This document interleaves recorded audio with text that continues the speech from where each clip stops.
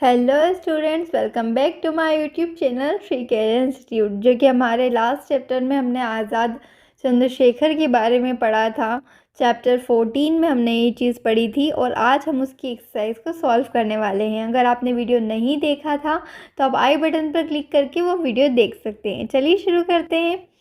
Exercise में हमारे सामने फर्स्ट टॉपिक है रीड एंड लर्न, पढ़ो और सीखो। हमें यहाँ क्या सीखना है? यहाँ हमें वर्ड की मीनिंग को सीखना है। आपकी वोकेबलरी इससे स्ट्रॉन्ग होगी।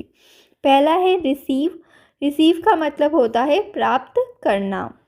प्रोवोक यानी उकसाना। प्लेज यानी प्रतिज्ञा। क्लेम यानी दावा।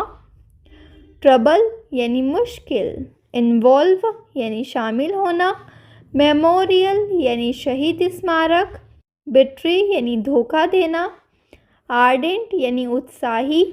फॉलोवर यानी पालन करने वाला। डिस्टिंग्विश यानी भेष बदलना। अरेस्ट यानी गिरफ्तारी। एस्केप यानी बचना। क्लचेस यानी चंगुल। वैलिएंटली यानी बहादुरी। मेंटर यानी पालने वाला। आगे देखते हैं। वर्ड पावर में हमारे सामने क्या है? The letters in the following words are jumbled, rearrange them to make meaningful words. यहाँ पर जो लेटर्स है वो जम्बल है और उन्हें रीअरेंज करके कोई मीनिंगफुल वर्ड हमें बनाना है, जो मैंने आपके लिए पहले ही कर रखा है। पहले का क्या हो जाएगा? एस्केप। सेकेंड का मेंटर।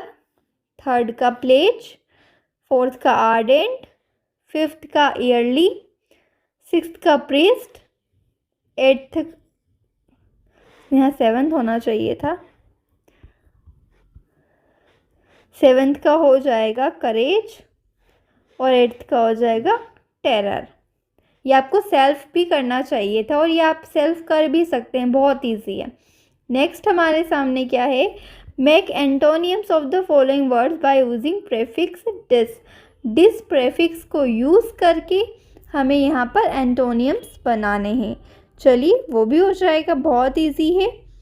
यहाँ पर हमें विलोम शब्द बनाने हैं, ठीक है। और प्रेफिक्स मतलब होता है उपसर्ग, तो उपसर्ग को लगाकर, है ना, उपसर्ग को लगाकर हमें क्या बनाना है? विलोम बनाना है। दिस उपसर्ग लग जाएगा, दिस प्रेफिक्स लग जाएगा तो वर्ड उल्टा हो जाएगा, उसका मीनिंग बदल जाएगा, ठीक है। जैसे करेज के आगे डिस लगा दिया तो डिस्करेज हो गया। Disappear, disable, disagree, discomfort, disconnect. अब हमें इनके एंटोनियम्स लिखने हैं। चलो ये यहाँ पर हमने इसके एंटोनियम्स बना दिए। अब इन्हें हमें इस टेबल इसके अंदर फिल करना है, ठीक है, जो मैंने ऑलरेडी आपके लिए कर रखा है। क्या करना है? Now complete the following sentences using the correct form of the words from the box. तो यहाँ बॉक्स में से उसके करेक्ट वर्ड के अकॉर्डिंग हमें यहाँ फिल करना है। जैसे कि पहला क्या है? His father to his joining politics. उसके पॉलिटिक्स, उसकी राजनीति को ज्वाइन करने से उसके पिता क्या थे? डिसएग्री थे, मतलब उससे नाखुश थे और एग्री भी नहीं थे, है ना। एग्री का मतलब होता है सहमत होना और डिसएग्री का मतलब क्या हो जाएगा? असहमत होना। तो उसके पिता उसकी राजनीति में शामिल होने से असहमत थे। अगला क्या है? The mice as soon as they saw the cat. तो यहाँ हो जाएगा डिसअपियर्ड, यानी कि बिल्ली को देखते ही चूहा गायब हो गया। अपीयर यानी दिखना, डिसअपियर यानी गायब हो जाना। Megha was to see her marks in English. तो डिसअपॉइंटेड, यानी कि मेघा इंग्लिश में अपने मार्क्स को देखकर क्या हो गई? डिसअपॉइंट हो गई, है ना, नाखुश हो गई, निराश हो गई। He was disabled after the car accident. Car दुर्घटना के बाद वह विकलांग हो गया। They the phone because people were misusing it. उन्होंने डिसकनेक्ट कर दिया, ठीक है, उन्होंने फ़ोन डिसकनेक्ट कर दिया। क्यों? क्योंकि लोग उसका दुरुपयोग कर रहे थे, है ना। आगे क्या है? One should not discourage the children. बच्चों को हतोत्साहित नहीं करना चाहिए। करेज यानी उत्साहित और डिस हो गया तो हतोत्साहित। Although he comes from the royal family, he put up with all the discomfort. यद्यपि वह एक राजसीय परिवार यानी रॉयल फैमिली से आते हैं, लेकिन फिर भी उन्होंने सभी असुविधाओं को सहन किया है। ठीक है, क्योंकि जो रॉयल फैमिली होती है उन्हें कोई भी असुविधा नहीं होती, लेकिन उसके बावजूद भी उसने असुविधा को स्वीकार किया है, सहन किया है, डिस्कम्फर्ट। ठीक है, आगे देखेंगे। Use the following pair of words in sentences to show the difference in their meanings as given in the example. यहाँ पर देखिए, यहाँ क्या हो रहा है कि वर्ड्स के प्रोनाउंसिएशन तो सेम आ रही है, बट उनकी स्पेलिंग डिफरेंट है और उनका मीनिंग भी डिफरेंट निकलेगा। जैसे एक सीन है, एक सीन है, एक सीन का मतलब देखा और एक सीन का मतलब दृश्य हो जाता है। वैसे ही यहाँ जो सारे वर्ड्स दिए गए हैं इनके प्रोनाउंसिएशन सेम है, बट इनकी स्पेलिंग और मीनिंग डिफरेंट है, और इनके मीनिंग के बेसिस पर हमें इनके सेंटेंसेस को फॉर्म करना है। चलिए फॉर्म करते हैं। तो हमारे सामने फर्स्ट क्या है, सन। ये सन यानी सूर्य और ये सन यानी बेटा। The sun sets in the west. सूर्य पश्चिम में अस्त होता है। और सन, आई हैव वन सन, मेरा एक बेटा है। ठीक है, आगे देखेंगे। न्यू यानी नया, न्यू यानी जानना। माई पिंक ड्रेस इज़ न्यू, मेरी गुलाबी कलर की ड्रेस नई है। Ram knew my address, Ram को मेरा एड्रेस, मेरा पता जानता है, राम मेरा पता जानता है। आगे देखेंगे। वेट यानी इंतज़ार करना, और इस वेट का मतलब होगा वज़न। Please wait for a minute, कृपया कुछ समय इंतज़ार कीजिए। और वेट यानी माई वेट इज़ 40 kg, मेरा वज़न 40 किलो है। आगे देखेंगे। सी, सी, SEE का मतलब देखना, और SEAC का मतलब सॉल्टी वाटर यानी समुद्र। ठीक है, पहला हो जाएगा we all see with our eyes, हम सभी अपनी आँखों से देखते हैं। इस सी का मतलब हो जाएगा the sea water is salty, समुद्र का पानी खारा होता है। आगे देखेंगे। प्रे, प्रे यानी कि प्रार्थना करना, और प्रे यानी शिकार। तो पहले प्रे का क्या हो जाएगा, we should all pray to God, हम सभी को भगवान से प्रार्थना करनी चाहिए। और सेकंड प्रे का हो जाएगा the lion was killing its prey, यानी कि शेर अपने शिकार को मारता है। आगे देखेंगे। हियर, हियर, एक हियर का मतलब होगा सुनना, और एक हियर का मतलब आना, इधर। ठीक है, we hear with our ear, हम हमारे कान से सुनते हैं। प्लीज़ कम हियर, कृपया इधर आइए। बहुत ही इजी सेंटेंसेस यहाँ पर मैंने लिखे हैं जो आपके लिए बहुत इजी है लर्न करना, आपको कोई डिफरेंट सेंटेंस बनाने की ज़रूरत नहीं होगी। नेक्स्ट क्या है, हेयर यानी बाल, और एक और हेयर यानी खरगोश। आई हैव शॉर्ट हेयर यानी मेरे छोटे बाल हैं। और हेयर यानी here is a Swift animal, खरगोश एक तेज जानवर है। ठीक है, आगे देखेंगे। कॉम्प्रहेंशन में हमें क्वेश्चन आंसर देखने हैं। चलिए। When and where was Chandrashekhar born, कब और कहाँ चंद्रशेखर का जन्म हुआ था। Chandrashekhar was born on 23 July 1906 in village Bhabra in Jhabua district. Chandrashekhar का जन्म 23 जुलाई 1906 को भाबरा गांव के जिले झाबुआ में हुआ, झाबुआ जिले के भाबरा गांव में। ठीक है, आगे देखेंगे। Where did he receive his early education, उन्होंने अपनी प्राथमिक शिक्षा कहाँ प्राप्त की। He received his early education in Bhabra, उन्होंने अपनी प्राथमिक शिक्षा भाबरा में प्राप्त की। अगला क्या है, इन 1920 to 21 which movement attracted Chandrashekhar, 1920 से 21 में चंद्रशेखर को किस आंदोलन ने आकर्षित किया। He was attracted by the non-cooperation movement of 2021 under the leadership of Mahatma Gandhi. और 1920-21 में महात्मा गांधी के नेतृत्व में होने वाला नॉन कॉपरेशन मूवमेंट उसने उन्हें आकर्षित किया। आगे देखेंगे, one of Chandrashekhar's statement provoked the magistrate, what was that statement. देखो, अब इसमें क्या बताया गया है कि चंद्रशेखर के कथन ने मजिस्ट्रेट को भड़का दिया था। वह कथन क्या था, यानी कि एक स्टेटमेंट उन्होंने दिया था मजिस्ट्रेट के सामने, जिसकी वजह से वो भड़क गए थे और उन्होंने उन्हें सज़ा भी दी थी, है ना, हमने पढ़ा था चैप्टर में, वही बताना है हमें। He gave his name Azad, his father's name as Swatantra and his residence as prison. This provoked the magistrate. उन्होंने अपना नाम आज़ाद बताया, अपने पिता का नाम स्वतंत्र और घर को जेल बताया। इससे मजिस्ट्रेट भड़क गए। आगे देखेंगे, why was British police able to surround him. British police उनको चारों ओर से घेरने में समर्थ क्यों हुई, है ना। आगे देखेंगे, On February 27, 1931, Chandrasekhar Azad met two of his comrades at Alfred Park in Allahabad.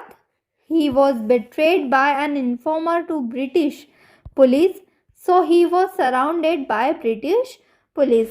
27 फरवरी 1931 को चंद्रशेखर आज़ाद इलाहाबाद के अल्फ्रेड पार्क में अपने दो साथियों से मिले और किसी मुखबिर ने ब्रिटिश पुलिस को ये सूचना देकर उनके साथ विश्वासघात कर दिया, अतः वह ब्रिटिश पुलिस द्वारा घेर लिए गए।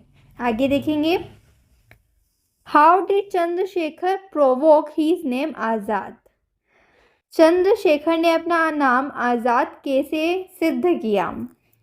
Once he was surrounded by police in a park, he didn't surrender but shoot himself. Thus he provoked his name Azad by not being caged alive. एक बार पुलिस ने एक पार्क में उन्हें घेर लिया था। उन्होंने समर्पण नहीं किया पर स्वयं को गोली मार ली। इसी तरह उन्होंने जिंदा न पकड़े जाने से अपना नाम आज़ाद सिद्ध कर दिया। चलिए आगे पढ़ते हैं। Let's learn. Read the following examples carefully and notice the difference in the statement of Asha, Mohan and Radha. देखते हैं स्टेटमेंट्स क्या है। रिपोर्टेड स्पीच, फर्स्ट स्पीकर है, ये क्वेश्चनर है और ये रिपोर्टर है, जैसे आशा, मोहन, राधा। आशा कह रही है I don't want to play today, मैं आज नहीं खेलना चाहती हूँ। मोहन पूछ रहा है व्हाट डिड शी से, उसने क्या कहा। She said that she didn't want to play that day, और फिर राधा बता रही है कि उसने ऐसा कहा कि वो आज खेलना नहीं चाहती। आगे देखेंगे, I would like to see an aeroplane. फिर क्वेश्चनर पूछ रहा है व्हाट डिड शी से, उसने क्या कहा। She said that she would like to see an aeroplane, उसने कहा कि वो आज एरोप्लेन देखना चाहती है। आगे देखेंगे, I am buying this pair of jeans, मैं ये जीन्स खरीद रही हूँ। व्हाट डिड शी से, उसने क्या कहा। She said that she was buying that pair of jeans as reported, और इसने फिर बताया राधा ने कि वह कह रही है कि वो जीन्स की पेयर खरीद रही थी। ठीक है, आगे देखेंगे, as spoken, note the change in the tense, number and order of the words in the dialogues spoken and dialogues reported. अब आपने एक चीज़ नोटिस की होगी कि यहाँ पर जो बोले गए वाक्य है और जो रिपोर्ट किए गए वाक्य, रिपोर्ट यानी कि इसने कहा, यानी कि तुमने मुझसे कहा और मैंने वही बात जब तीसरे ने मुझसे पूछी तो मैंने उसे वो बात बताई, पर मैंने उसे अलग तरीके से, जैसे तुमने मुझसे कहा कि मैं आज खेलना नहीं चाहती हूँ और मुझसे किसी ने पूछा कि वो क्या कह रही थी, तो मैं क्या बोलूँगी कि वो आज नहीं खेलना चाहती है, उसने ऐसा कहा है। ठीक है। तो इसी तरीके से एक डायरेक्ट स्पीच है ये, और ये है रिपोर्टेड स्पीच। ठीक है। In direct speech we repeat the speaker's exact words as in the statements made by Asha. Direct speech में क्या होता है कि हम स्पीकर के जो वर्ड्स होते हैं वो एग्जैक्ट होते हैं, मतलब वो जो कहना चाह रहे हैं वो एग्जैक्टली वही बताते हैं। ठीक है, जो कि आशा ने कहा। लेकिन in indirect speech we report what the speaker said but we do not repeat the exact words as reported by Radha. अब इनडायरेक्ट स्पीच में हमें ये तो बताना ही होता है कि रिपोर्ट उसने स्पीकर ने क्या कहा, यानी कि आशा ने क्या कहा, वो तो हमें बताना ही है। लेकिन हमें वो words as it is repeat नहीं करने हैं रिपोर्ट में। ठीक है, जैसा कि अभी राधा ने किया, हमने पढ़ा था। आगे देखेंगे तो अपने आप समझ में आ जाएगा आपको। एक्सरसाइज में देखिए ना, हम जब इसे पढ़ेंगे समझेंगे तभी तो हमें समझ में आएगा। और ये बहुत इंपॉर्टेंट टॉपिक है जो कि बहुत आसानी से आपको समझ में आ जाएगा। You meet Manuja and she tells you about her grandmother. आप मनुजा से मिले और उसने आपको उसकी ग्रैंड मदर, उसकी दादी के बारे में बताया। क्या बताया वो देखते हैं। My grandmother is widely travelled. मेरी दादी बहुत यात्रा करती थी। She is recently bought a new dress. उन्होंने हाल ही में एक नई ड्रेस खरीदी है। She is written a number of books. उन्होंने कई किताबें लिखी हैं। She is very interesting company. और वह बहुत दिलचस्प है, यानी कि उनके साथ बैठकर बातें करना बहुत अच्छा लगता है। She is recently broken her left foot. हाल ही में उनका बायां पैर टूट गया। ये बात किसने कही है, ये मनुजा ने कही है। ठीक है, उसके फ्रेंड को। अब वो किस तरीके से बताएगा। ठीक है, now tell your friend Anil what Manuja told you. अब देखिए, आपको मनुजा ने ये सारी बातें बताई, अब आपको आपके फ्रेंड को ये बातें बतानी, तो आप कैसे बताएंगे। देखिए, आप बोलेंगे she told that her grand mother was widely travelled. उसने बताया। ठीक है, पास्ट में चला जाएगा सेंटेंस। उसने बताया कि उसकी दादी अधिकतर घूमती है, यानी यात्रा करती है। फिर अगला क्या हो जाएगा, she told that her grandmother had recently bought a new dress. उसने बताया कि हाल ही में उसकी दादी ने नई ड्रेस खरीदी। She told that her grandmother had written number of books. और उसने बताया कि उसकी दादी ने कई सारी किताबें लिखी। She told that her grand mother was very interesting company. उसने बताया कि उसकी जो ग्रैंड मदर है, उसकी दादी है, वो बहुत इंटरेस्टिंग कंपनी है, यानी उनके साथ बैठ के बातें करना अच्छा लगता है ना। She told that her grandmother had recently broken her left foot. उसने बताया कि उसकी दादी का अभी फ़िलहाल में ही लेफ्ट फुट यानी बायां पैर टूट गया है। ठीक है, तो ये क्या हो रहा है, यहाँ पर डायरेक्ट स्पीच को इनडायरेक्ट स्पीच में चेंज किया जा रहा है। जब डायरेक्ट को इनडायरेक्ट में चेंज करते हैं तब उसमें क्या हो जाता है, हम टोल्ड इस तरीके के वर्ड का इस्तेमाल करते हैं। साथ ही में जो वर्ब हो जाती है वो सेकेंड फॉर्म थर्ड फॉर्म में चली जाती है, और ये पास्ट में भी सेंटेंस चला जाएगा क्योंकि उसने बताया था। ठीक है, तो वो डायरेक्ट में तो प्रेजेंट में रहेगा और इनडायरेक्ट में क्या हो जाएगा, पास्ट में चला जाएगा। आप जैसे जैसे इन्हें सॉल्व करेंगे ना, जैसे जैसे पढ़ेंगे, आपको ये समझ में आते जाएंगे और बहुत इजी हो जाएगा। आगे देखेंगे, let's talk.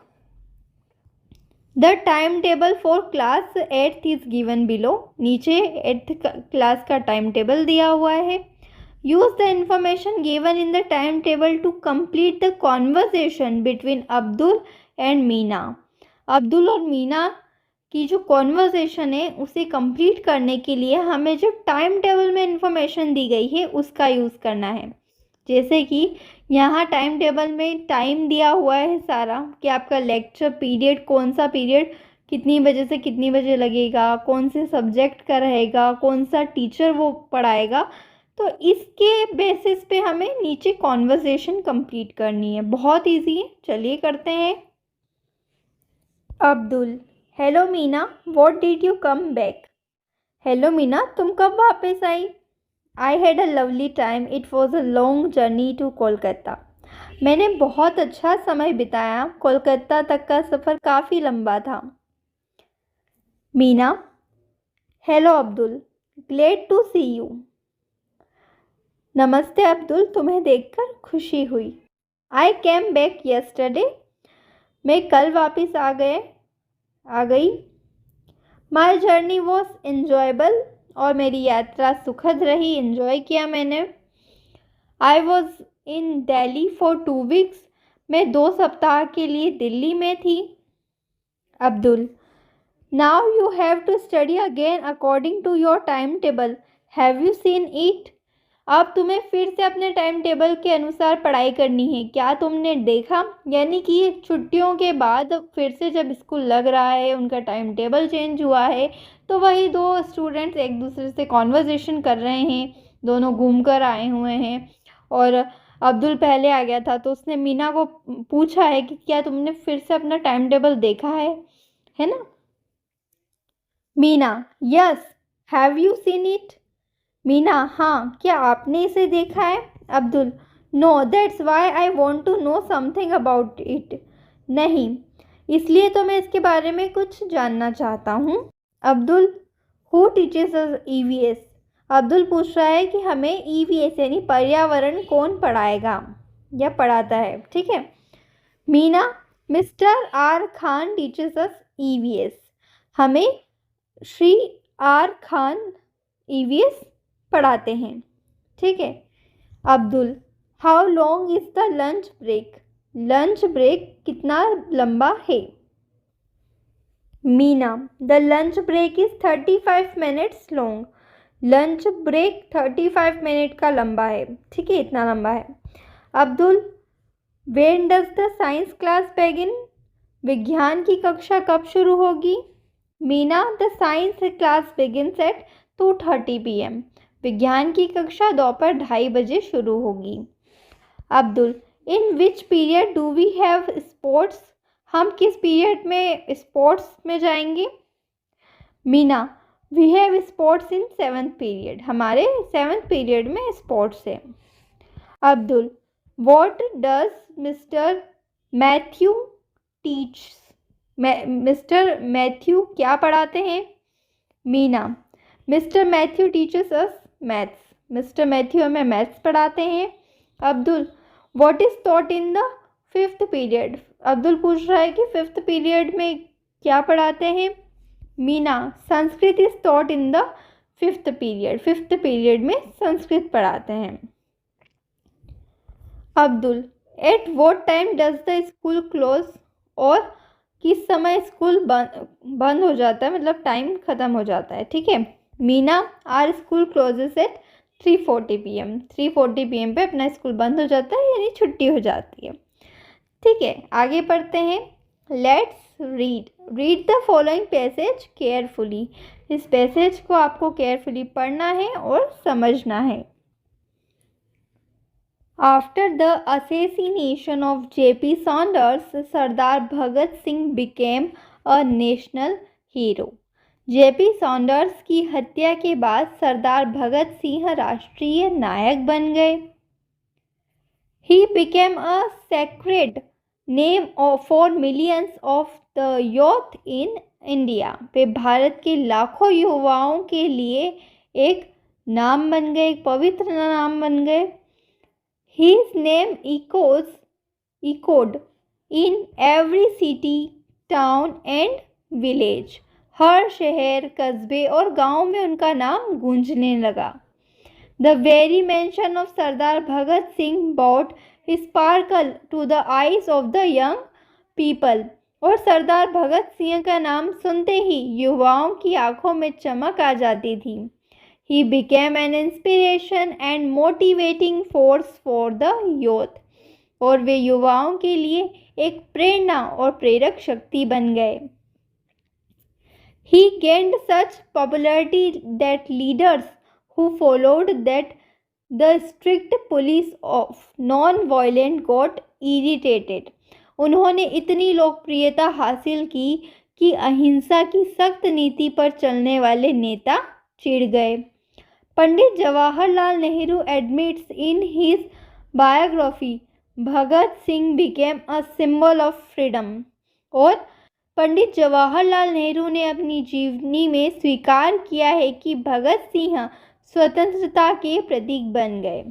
The killing of Saunders was soon forgotten, but the symbol remained.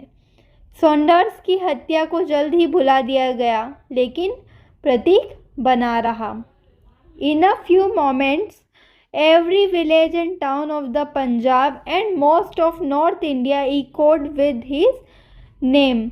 और कुछ ही महीनों में पंजाब और उत्तर भारत के अधिकांश हिस्सों का हर गांव और कस्बा उनके नाम से गूंज उठा. Many songs were written about him and thus the popularity he gained was amazing. और उनके बारे में कई गीत लिखे गए और इस तरह उन्होंने लोकप्रियता जो हासिल की वह अद्भुत थी. आगे देखेंगे. Now answer the following questions. क्या है? Say whether the following statements are true और फॉल्स. ठीक है, ट्रू फॉल्स हमें बताना है. Bhagat Singh name echoed all over the country.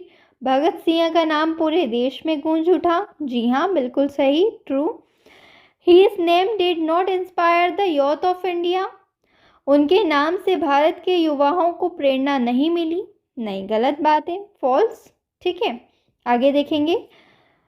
First है Bhagat Singh became a symbol of freedom. Who said this?